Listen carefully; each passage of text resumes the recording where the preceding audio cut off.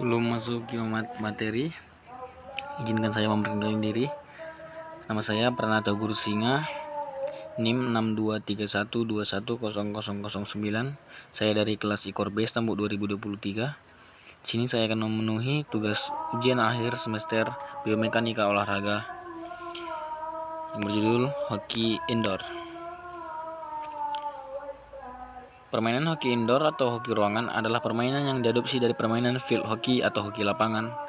Pertama kali hoki indoor dikembangkan di Jerman pada tahun 1950 dan menyebarkan ke negara benua Eropa lainnya. Hoki ruangan adalah permainan ini relatif mirip dengan lapangan basketball, dengan penambahan balok papan di setiap garis luar lapangan dengan tujuan agar bola dapat dipantulkan dan tidak jauh dari lapangan permainan. Karena ini menjadikan permainan hoki ruangan jauh lebih atraktif. Jadi di lapangan hoki indoor atau hoki ruangan itu terdapat balok, semacam kayu balok di sisi kanan dan kiri lapangan untuk memudahkan atau membantu para pemain dapat memantulkan bola ke balok tersebut. Perkembangan hoki indoor.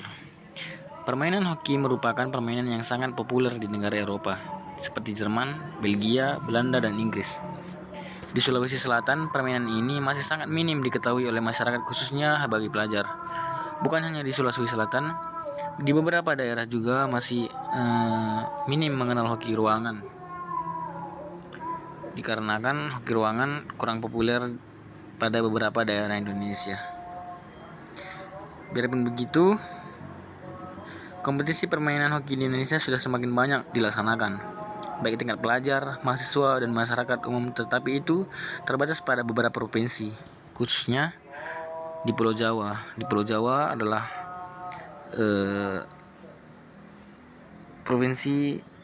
beberapa provinsi di Pulau Jawa seperti Jawa Barat, Jawa Timur, dan Jawa Tengah memiliki pemain atau permainan hoki ini digemari di sana. Perkembangan hoki indoor. Hoki mempunyai sejarah perjalanan yang cukup panjang di Indonesia. Pada saat Belanda menjajah Indonesia, di kala itulah hoki mulai masuk sebagai olahraga yang diperkenakan ke sekolah lanjutan atas atau SMA. Di antara didominasi oleh murid bangsa Belanda, lalu merambat ke sekolah yang banyak diisi oleh murid pribumi. Negara Eropa lainnya, Belgia adalah salah satu negara untuk mengadopsi varian hoki lapangan, dan pada tahun 1966, Rene Frank yang berasal dari Belgia, yang kemudian menjadi presiden FIH atau Federation International Hockey, untuk membujuk asosiasi hoki Jerman untuk memberikan tanggung jawab atas aturan hoki ruangan ke FIH. Kini olahraga hoki semakin berkembang dengan seiring berjalannya waktu, terutama banyak perolehan prestasi di nasional maupun internasional. Hoki ruangan dikembangkan di Jerman selama tahun 1950 dengan cepat menyebar ke negara Eropa lainnya. Teknik bermain. Latihan dribbling atau menggiring bola. Pengertian dribbling adalah berlari lurus ataupun membelok sambil menguasai bola. Teknik ini bertujuan agar bola tidak lepas dari pemain dan juga berguna untuk melewati lawan. Dribble digunakan untuk 1. Lari dengan menguasai bola sambil melihat ke sekeliling dengan cepat untuk melihat ke arah mana bola sebaiknya diarahkan atau dioperkan. 2. Menarik lawan keluar dari posisinya. 3. Mengecoh dan melewati lawan. Untuk menarik lawan keluar dari posisinya, ini merupakan beberapa tergantung ke taktik atau pola setiap tim masing-masing.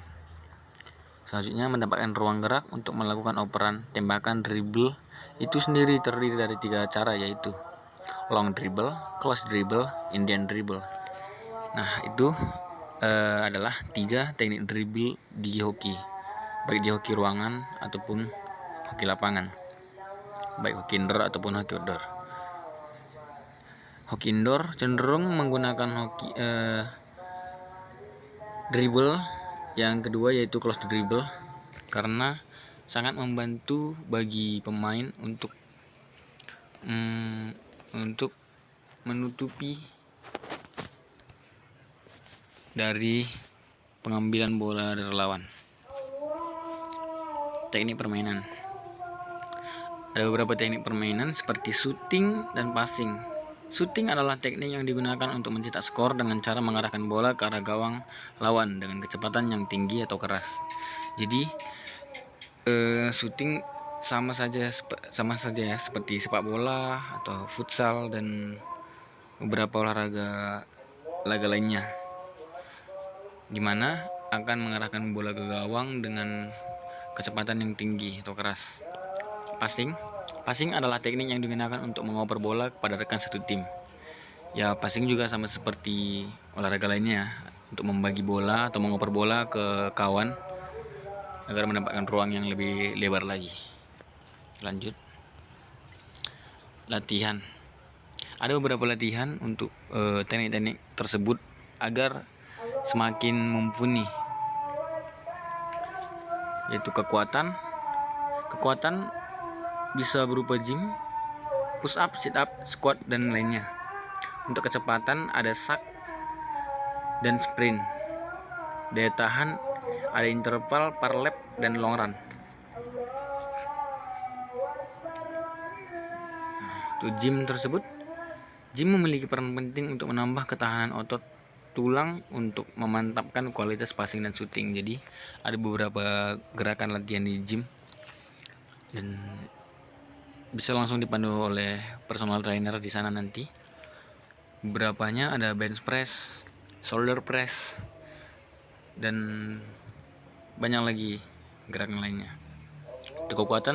Latihan kekuatan terutama pada otot lengan dan tungkai sangat mempengaruhi pada kualitas passing yang baik, dan juga membawakan kekuatan tungkai yang dimana dalam hoki ruangan otot tungkai menjadi salah satu penentu daya tahan pemain. Ya, untuk kata-kata terakhir, menjadi salah satu penentu daya tahan pemain, ini maksudnya di hoki indoor cenderung pemain memposisikan badannya seperti posisi squat atau rendah. Posisi pinggul hampir sama dengan tinggi lutut. Daya tahan. Karena intensitas pada hoki ruangan sangat tinggi, maka daya tahan juga sangat diperlukan. Beberapa latihan daya tahan seperti interval, lari parlap, dan long run adalah beberapa opsi latihan yang bagus untuk melatih daya tahan sekaligus untuk melatih otot tungkai. Nah, untuk daya tahan itu sendiri ada beberapa latihan seperti interval untuk melatih nantinya agar di dalam in-game atau di dalam pertandingan terbiasa untuk berlari diperlukan dalam keadaan lama. Penjelasan permainan hoki.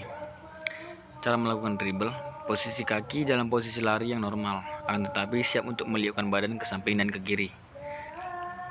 Menggunakan kecepatan yang lari bila tidak perlu. Untuk itu gerakan kaki atau footwork yang lebih akan sangat menunjang. Posisi badan lebih bungkuk dari posisi lari biasa. Nah, ini tadi yang sudah dijelaskan sebelumnya. Dan posisi tangan kiri memegang stick di bagian ujung stick seperti pada pegangan yang normal. Akan tetapi tangan kanan harus sedikit ke bawah untuk mendapatkan kontrol yang maksimum. Untuk lebih membantu dalam mengendalikan stick, telunjuk tangan kanan diluruskan dan menempel pada stick. Pandangan harus selalu ke depan mengikuti jalannya bola, sekaligus juga melihat keberadaan kawan atau lawan di sekitarnya. Nah, posisi tangan, posisi kaki, dan pandangan, dan cara memegang stick adalah beberapa komponen yang akan disatukan di saat kita mendribbling bola ke depan, dimana feeling kita terhadap bola harus dapat agar pandangan kita tidak fokus ke bola saja tapi ke lawan juga dan kawan dan keadaan sekitar. Sebagai penutup, peraturan pemain hoki indoor sangatlah ketat dan harus disiplin karena permainan ini merupakan permainan yang cukup keras dan ekstrim.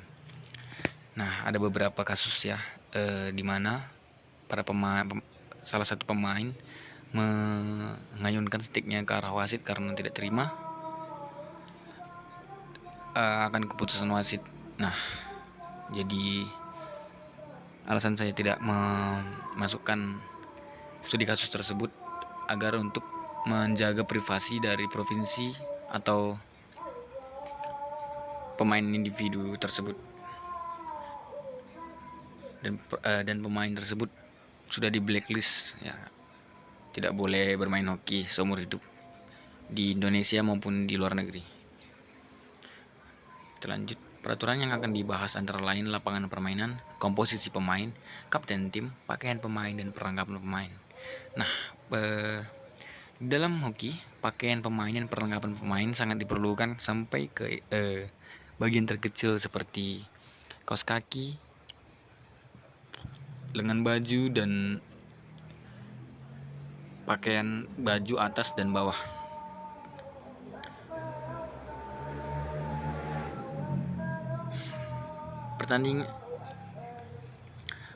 Dimulai kembali pertandingan, bola keluar dari lapangan, metode scoring, perilaku pemain, penjaga gawang dan penjaga gawang istimewa, pengadil permainan atau wasit, hukuman, prosedur pengambilan hukuman personal dan perwasitan. Nah, beberapa itulah presentasi dari saya untuk memenuhi tugas akhir untuk biomekanika olahraga. Jika ada salah kata, saya memohon maaf. Hanya ini yang bisa saya sampaikan. Terima kasih.